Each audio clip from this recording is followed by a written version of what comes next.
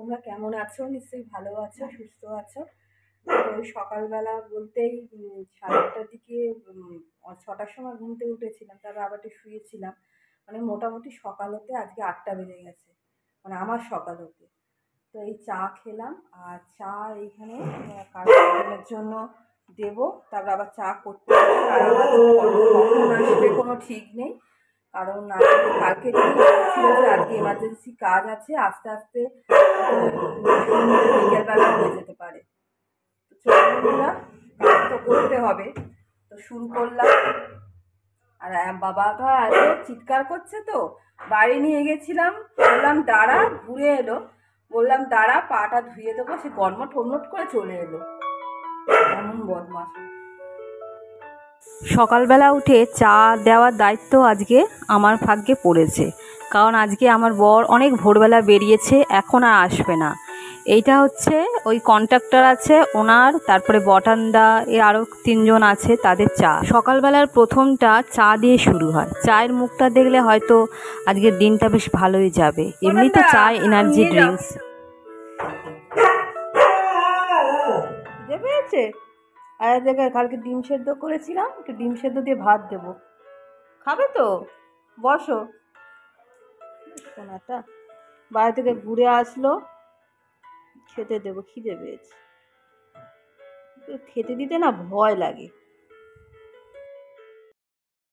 পয়লা বৈশাখের দিনকে মাংস আনা হয়েছিল, তবে এ বাড়িতে নয়, বাপের বাড়িতে খাওয়া দাওয়া ছিল, মাই রান্না করেছিল। তা একসঙ্গে আরও বাড়তি হবে, বাঘার মাংস আমি আলাদাভাবে করতে বারণ করেছিলাম, একসঙ্গে করেছিলাম। তারপরে ধুয়ে একটা পিস হয়তো মেখে দিয়েছিলাম। তো তারপরের দিনকে না খাওয়া দাওয়া একদমই বন্ধ করে দিয়েছিল, মানে একটা পিস দিয়েছি, একদমই কষানো নয়, একদম ধুয়ে, তাও ডাইজেস্ট করতে পারছে না। মানে ওর খাওয়ার ব্যাপারে না আমরা ভয় লাগে, বাড়িতে আমাদের জন্য মাংস আনতে খুবই ভয় লাগে। ওই জন্য আগে আমাদের জন্য বেশি মাংস আনতে ওকে বারণ করি, ওর জন্য নিয়ে আসে, ওই হালকাভাবেই করে দিই। তো কালকে তো মাংস আর করিনি, ও শরীরটা খারাপ ছিল, তো আজকে সকালবেলা কোনো মাংস নেই, তাই ভাবছি একটু ডিম সেদ্ধ আছে, ডিম সেদ্ধের কুসুমটা তো খায়, ভাতটা ওই দিয়েই মাখিয়ে দেবো।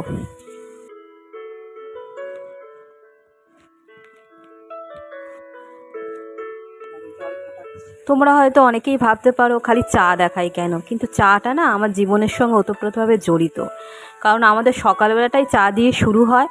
তবে এখন দায়িত্বটা আরও বেড়ে গেছে, কতবার করে চা করতে হচ্ছে দেখে। যেসব মিস্ত্রিরা আসে তাদেরকে এই খাইয়ে না আমার এত আনন্দ লাগে, এটাতে কিন্তু কোনো খাটুনি মনে হয় না। আমি ওদেরকে আবার যেচে বলি যে চা হয়ে গেছে, চলে আসো তোমরা, একটু চা খেয়ে বিশ্রাম নিয়ে তারপরে আবার করো, কারণ এই রোদ্দুরে বলো কত খাটতে হচ্ছে, কত পরিশ্রম করতে হচ্ছে ওদের। এই রোদ্দুরের মধ্যে ওরা যা হাড় ভাঙানো পরিশ্রম করছে, তার থেকে এই সামান্য চা দিয়ে মানে আমি যদি খাওয়াই তাহলে আমার কমে যাবে না। তো ওদের একটুখানি মুখে একটু হাসি আসবে, যদিও আমরা বিনা বেতনে ওরা করছে না, তা হলেও মানবিকতা বলেও তো একটা ব্যাপার আছে না। তো এই দেখো ওদেরকে চাটা দিয়ে তারপর বাঘাকে খাইয়ে আমি ঘরের কাজগুলো শুরু করে দিলাম। ঝাড়টা তো দিতেই হবে, আর ঝাড়টা দিতে যা পরিশ্রম হয় জানো না। দুটো ঘর তো ঝাড় দিতে এতটা কিছু মনে হয় না, ডাইনিং রুমটা এত বড়, তারপরে রান্নাঘর থেকে সমস্ত ময়লা নিয়ে আসতে হয়। আর এখন না কাজ হচ্ছে তো, আর বালি পুরো ভর্তি হয়ে যাচ্ছে, মানে বালি কিচকিচ কিচকিচ করছে, ভালো করে ঝাড় না দিলে মোছাই যাবে না। যদিও বাইরের ঘরটা ভালো করে ঝাড় দিতে পারছি না, কারণ ওখানে সিমেন্ট রেখেছে, প্রতিনিয়ত ওরা যাতায়াত করছে এই সিমেন্ট নেওয়ার জন্য। নিয়মিত প্রতিদিন ওরা কাজে আসলে মিস্ত্রিদের চা দিই, ওরা যে খুব খুশি হয় সেটা ওদের মুখ দেখলেই বোঝা যায়। এইটাই ওদের এই হাসি মুখটাই দেখতে বেশ ভালো লাগে। আগে প্রথম দিকে তো ওরা জল এখান থেকে নিত, তারপরে দেখলো যে প্রচুর জল লাগে, আমার কষ্ট হয়, আমি কিন্তু বারণ করে নিই। এখান থেকে যে জল নিত আমার তাতে কোনো ক্ষতিও হতো না, আর আমার মানে কিছু আমার মনেই হতো না যে কেন ওরা জল নিচ্ছে, বাজে কিছু মনেই হতো না। কারণ আমার বর আবার মাঝখানে 1000 ফুটের জল আনছিল, কারণ কেনা জলে আর মানে কুলোচ্ছিল না। কিন্তু তারপরে ওরা একটা ড্রাম নিয়ে ওরা নিজেরাই 1000 ফুটের জল নিজেরাই নিয়ে আসে, নিজেরাই খায়। তো এটা আর কি, আমাকে বিব্রত করবে না বলে। আমার যে মোট কথা মানে মূল কথা যেটা হলো যে মানুষকে কোনো কিছু দিলে তোমার কিছু কমে যায় না, সুতরাং যেইটুকু সাধ্য তোমার সেইটুকু মানুষকে অন্তত দেওয়ার দরকার। আর এইটা দিলে দেখবে কোনো কিছু দিলে একটা মনের মধ্যে আনন্দ লাগে, সে আনন্দটা 1000 পয়সা দিয়েও সেটা কেনা যায় না। আর এই দেখো কথা বলতে বলতে অনেকটা কাজ সারা হয়ে গেছে, বাইরে চলে এলাম। এই যে ওদের কাজটা এগোচ্ছে এরমভাবেই, পাশের পাঁচিলটা ধরে ধরে সমান করে এদিকের পাঁচিলটাও হচ্ছে। আমাদের পাঁচিলটা প্রথম দিকে দিচ্ছে, তারপরে ওদের পাঁচিলটা এরকমভাবে দিচ্ছে, সমান করে ইট দিয়ে গাঁথুনি হচ্ছে, আর তারপরে লাস্টে প্লাস্টার করা হবে। উঠিটা দিয়ে চাটা খাও।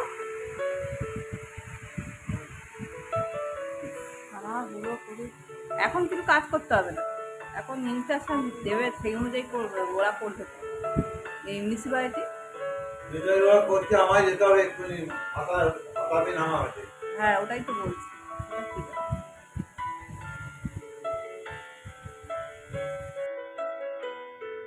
অনেক ভোরবেলা কাজে বেরিয়েছিল, হন্তদন্ত হয়ে এসে চা খাচ্ছে, বললো আমি সকালবেলা থেকে তেমন কিছু খাইনি, শুধু 1 কাপ চা খেয়ে আছি, চায়ের উপর দিয়েই আছে, টিফিন খাওয়ারও সময় নেই, চা বিস্কুট খেয়ে তাড়াতাড়ি করে আবার বেরিয়ে যাবে। মানে দুটো কাজ না সামলাতে সামলাতে ও পাগল হয়ে যাচ্ছে। সংসার চালাবার জন্য দুটো কাজ করে তো, আর দুটো কাজেই প্রেশার খুব। এই যে মিউনিসিপ্যালিটি কাজটা করে, এখন আবার নতুন নিয়ম হয়েছে, বিভিন্ন ওয়ার্ডের ওই ইলেকট্রিক অফিস থেকে এসে সেখানে কাউন্টিং হচ্ছে কটা পোল আছে। পোল তো প্রচুর আছে, 1000 পোল, আর ওর এরিয়ায় যে সমস্ত পোল আছে ওকেও থাকতে হচ্ছে, সে সমস্ত কাউন্টিং হচ্ছে। মানে এই আর কি, মানে প্রচুর পরিশ্রম হচ্ছে। আর রোদ্দুরটা বলো কীরকম তেজি রোদ্দুর, এই বাইরে ঘুরে ঘুরে কাজ, পোলের উপরে উঠেও কাজ করতে হয়, রিক্সের কাজ, মানে সব সময় কাজে ব্যস্ত। আর সেই কাজটাও নিরাপত্তার খুব অভাব, মানে এই রিক্সের কাজ করতে হয় ওকে। তারপরে দেখো বাঘা খাওয়া দাওয়া করেছে, ডিম ভাতটা খেলো ভাগ্যিস। মাঝে মাঝে ও কী যে হয়, একটুখানি আদর করে দিলাম, আর গরম পড়েছে ও পারছে না।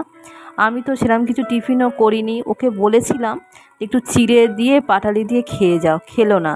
আর আমি এই দেখো মুড়ি জল বাতাসা এগুলো খাচ্ছি। এই দেখো হন্তদন্ত হয়ে কোনো কিছু দেখার সময় নেই, হেলমেটটা পরে বাইকটা নিয়েই বেরোবে।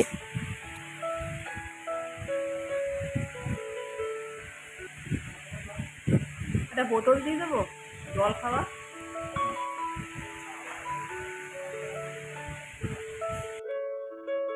এখন এতটাই ব্যস্ত যে বাইরে যে কাজগুলো হচ্ছে সেইগুলো যে দেখবে সেটাও দেখতে পাচ্ছে না। কিছু করার নেই, কাজগুলো তো করতেই হবে, এগুলো তো এসেন্সিয়াল কাজ, আর শরীরেও খুব কষ্ট হয়। দেখো রোদ্দুরের মধ্যে বাইকটা নিয়ে বেরোচ্ছে তাড়াহুড়ো করে। আর সেদিনকে যেন কটায় এসছিল, সেই 3:30-এর দিকে এসছিল, এসে স্নান ফান করে খাওয়া দাওয়া করে আবার ফোন, আবার লাইন খারাপ, আবার যেতে হয়েছে। মানে এইরকম বিশ্রামের মানে মাঝে মাঝে বিরক্ত হয়ে যায়, মেজাজ ঠিক রাখতে পারে না।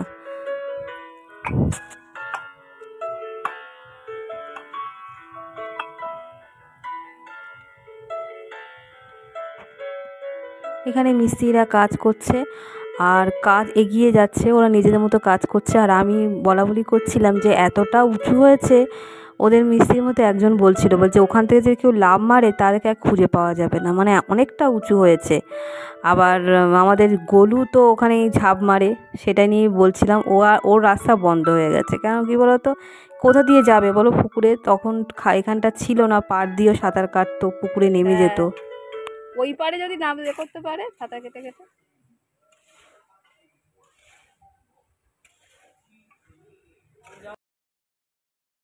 এবার ঘরে এলাম, দেখো ঘরগুলো মুছে নিচ্ছি তাড়াহুড়ো করে।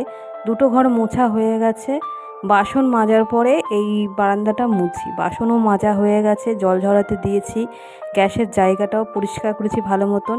তারপরে এই বারান্দাটা আর এই রান্নাঘরটা তো রান্নার ঘরের সঙ্গে তো বারান্দাটা অ্যাডজাস্ট, সেজন্য রান্নাঘরটা থেকে শুরু করি। এটা ভালো করে মুছে নিয়ে বারান্দাটা ভালো করে মুছে নেব। তারপরে আজকে অনেক জামা কাপড় ভিজেছি, সেইগুলো কাচতে হবে। অনেক কাজ করি, কিন্তু ওই করতে করতে এতটা বেলা হয়ে যায়, শুরুটা করি দেরি করে। সকালবেলাটা সত্যি যেন কে ঠেলে ঠেলে কাজগুলো করাচ্ছে। এই সময় দেখো কাজ খুব এনার্জি সহকারে করি, কিন্তু সকালবেলার প্রথম দিকটা একদমই কাজ করতে ইচ্ছে করে না, সেই জন্যই আরও দেরি হয়ে যায়। তারপরে একটু কথাবার্তা বলি, চা খাই, একটু মোবাইল দেখি, তারপরে এই সমস্ত দেখো বাইরে যাচ্ছি, সেখানে কীরকম কাজ হচ্ছে সেইগুলো দেখাশোনা করছি, এই সমস্ত করতে করতে অনেক দেরি হয়ে যায়। এই আর কি, বাড়িতে থাকলে যা হয় ধীরে সুস্থে কাজগুলো করি, কারণ তাড়াহুড়োর তো কোনো তাড়াহুড়োটা কখন হয় বলো তো, যখন সমস্ত কাজকর্ম করে স্নান করে পুজো দিই, তখন রান্না তাড়াতাড়ি সারার জন্য ব্যস্ত হয়ে যাই। ওই সময়টা তাড়াতাড়ি না করলে ঠিক সময় খেতেও দেরি হয়ে যাবে, সেটাই আর কি। এই দেখো জামা কাপড় কাচতে বসেছি, জামা কাপড়গুলো না কাচলে হবে না, অনেক ময়লা জামা কাপড় পরে আছে। জামার থেকে আরও বেড কভার রয়েছে অনেকগুলো, সেইগুলো কাচতে হবে। এইগুলো কেচে নিই, আস্তে আস্তে সব কাচবো। তো তাড়াহুড়ো বলছিলাম না, যে সত্যি তাড়াহুড়ো করি না আমি। আজকে কাচছি, কালকে আর কাচবো না, মানে একদিন ছাড়া ছাড়া করি, মানে পেরে উঠি না আর কি। তো কেচে নিই, তারপরে জল ঝরাতে দেবো, পরে একদম রোদ্দুর পড়ে গেলে তবে শুকোতে দেবো। ছাদে একদমই যেতে ইচ্ছে করে না, এত রোদ্দুর না।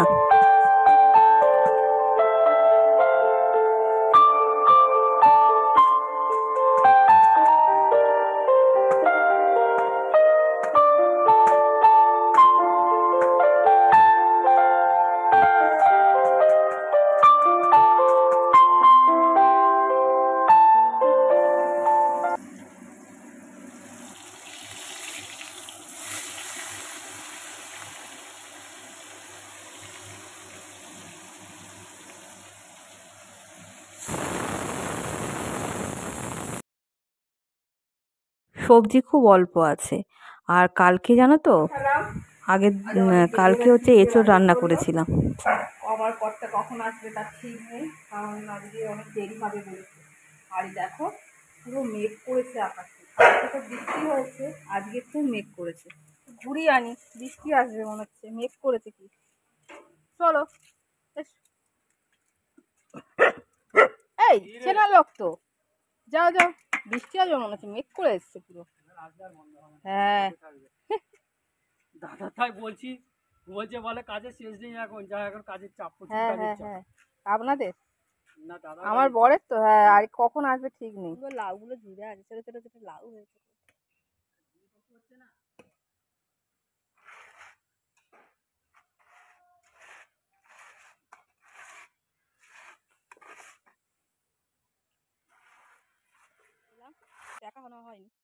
আজকের ওয়েদারটা না খুব ঠান্ডা ঠান্ডা, আর একটা হালকা ঠান্ডা হাওয়া দিচ্ছে, মনে হচ্ছে সন্ধেবেলা ঝড় বৃষ্টি আসতে পারে।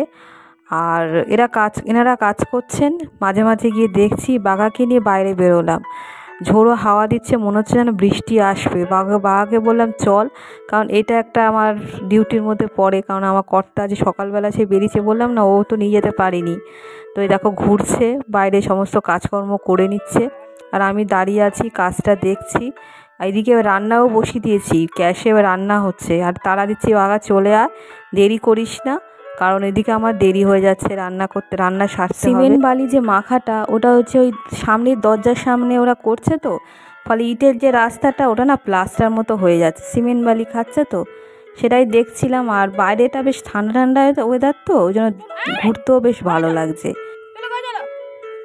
ওই দে আমি চলে যাচ্ছি, ওই কর, ওইদিকে পুড়ে যাবে। মাছ ফাছ বসিয়েছি, আর চলা। দেখো কোনো এ নেই, মুখে যতক্ষণ না খেতে দেবো ততক্ষণ খাবে না, কিচ্ছু বলে না, চুপচাপ তো উঠলে যাচ্ছে। আর এদিকে বন্ধুরা পাঁচফোড়ন, আলু আর শুকনো লঙ্কা দিয়েছি, রসুন দিলাম, দিয়ে এই কুমড়ো, আলু আর বেগুন দিয়ে মাছের মাথাটা একটু চচ্চড়ি করবো। আর এই ভাত হয়ে এসছে।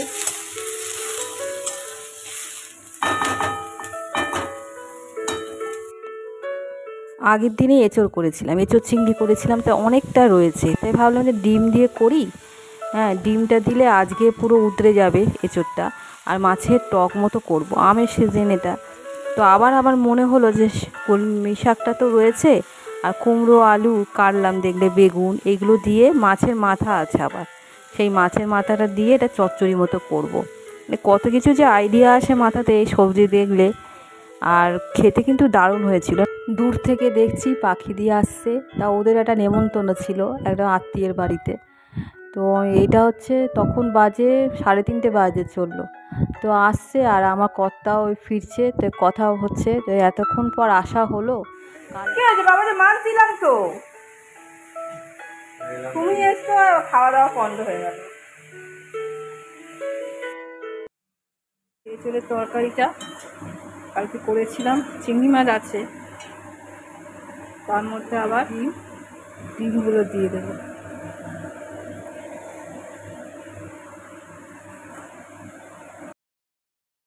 এঁচোড়টা খেতে ভালো হয়েছিল, কিন্তু ঝাল হয়ে গিয়েছিল। ভেবেছিলাম বাড়িতে দেবো, বাবা মাকে একটুখানি খাওয়াবো, কিন্তু এই ঝাল হয়েছিল আর একটু রিচ হয়েছিল বলে আমি আর দিলাম না। তো এঁচোড়টা ডিমটা দিতে কিন্তু দারুণ হয়েছিল। তো এঁচোড়টাকে আরও খেয়ে আজকে শেষ করানোর জন্যই এটা মাথায় এলো আইডিয়া, যে ডিম দিই মঞ্চ মানে আর্ধেক আর্ধেক করে, তাহলে জিনিসটাও খেতে ভালো হবে আর এরা উদরেও যাবে। আমি কিন্তু অনেকটা খেয়েছি, আমি নিরামিষ করলেও আমার কোনো ব্যাপার নয়। আর আমার খাওয়ানো সবথেকে কঠিন হচ্ছে বরকে, কারণ ও কোনো কিছু তরকারি টরকারি খুবই অল্পই খায়। আমি মঞ্চ বেশি তরকারি খাই, ভাতটা কম খাই কিন্তু তরকারিটা বেশি খাই। আর দেখলে তো ওর মধ্যে 2টো শোল মাছ আছে আর কাটা মাছও আছে। কাটা মাছটার কথা একদমই খেয়াল ছিল না। খেয়ে উঠতে পারি না, খেতে বসবো, ও এক্ষুনি এলো, ও খেতে এখন অনেক দেরি, আমি বসবো এবার, খেয়েই অনেক বেলা হয়ে গেছে। আসলে তাড়াতাড়ি মানে দেরি করে রান্না শুরু করি তো, দেরি হয়ে যায়। তাড়াতাড়ি রান্না শুরু করলে তারা ততটা হয় না, সমস্ত কাজকর্ম সেরে পুজো দিয়ে এইসব করতে করতে অনেক দেরি হয়ে যায়। তো কিছু করার নেই, বাচ্চা টাচ্চা তো নেই আমাদের, বাচ্চা বলতে আমাদের বাবা, ওখানে তাড়াতাড়ি খেতে দিই ওই 2:30-3টের দিকে, তাহলেই হবে। চলো বন্ধুরা, এই শাক দিয়ে মাছের মাথা দিয়ে যেটা হয়েছে না, সেটা খুব ভালো হয়েছে।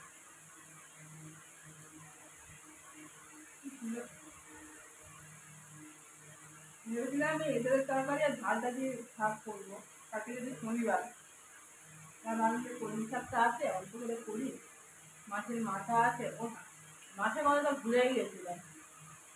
ওই পয়লা না কি তিরিশে চৈত্রতে মানে লাস্ট বছরে সোমবার দিনকে মাছ এনেছে, সেই মাছের মাথা ভুলেই গেছিলাম। তারপরে ঠিক করে দেখলাম হ্যাঁ মাছ আছে, মাছের মাথা ছিল, সেটা দিয়েই এই কলমি শাকটা আর কুমড়ো আলু দিয়ে তরকারিটা তরকারিটা খেতে এত ভালো হয়েছে।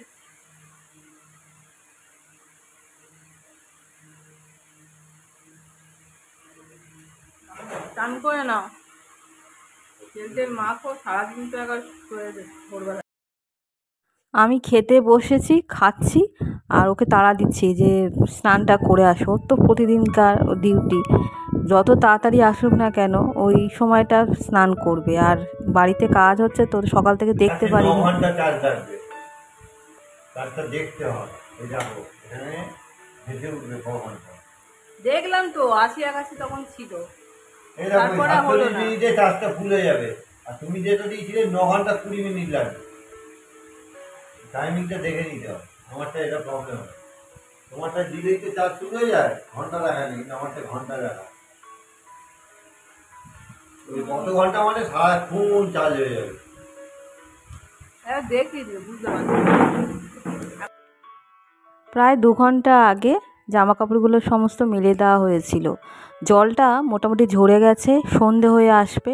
তো সন্ধে হওয়ার আগে ভাবলাম যে জামা কাপড়গুলো তুলে সমস্ত সিঁড়ির ওখানটা মেলে দেবো। আর এই সময়টা না ছাদে উঠতে বেশ ভালো লাগে, চারিদিকটা দেখতে এত ভালো লাগে, রোদ্দুর তো থাকে না। পাতা হচ্ছে বেল পাতা, ছাদে তো আসাই হয় না।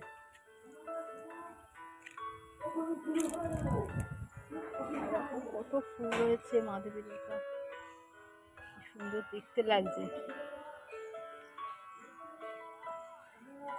ছাদে আসা হয় না তো, মাধবী লতা ফুলে ভর্তি হয়ে গেছে।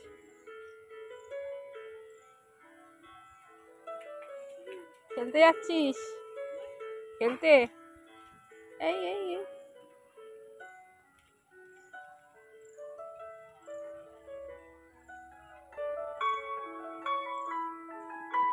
কত পাখি আসে এখানে।